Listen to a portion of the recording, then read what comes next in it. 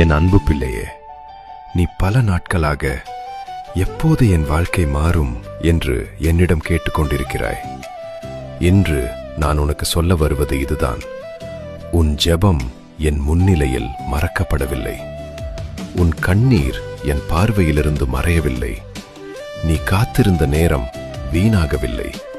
நான் உனக்காக சரியான நேரத்தை ஆயத்தப்படுத்திக் கொண்டிருக்கிறேன். இன்னும் கொஞ்சம் என்னை நம்பி முன்னேறு. நீ சோர்ந்து நிற்கும் இடத்திலேயே நான் உனக்கு புதிய பலனை தருவேன். நீ பயப்படுகிற நாளையே நான் உன் சாட்சியாக மாற்றுவேன். என் கரத்தை மட்டும் விடாதே. நான் உன்னை ஒருபோதும் கைவிட மாட்டேன். ஆமென்.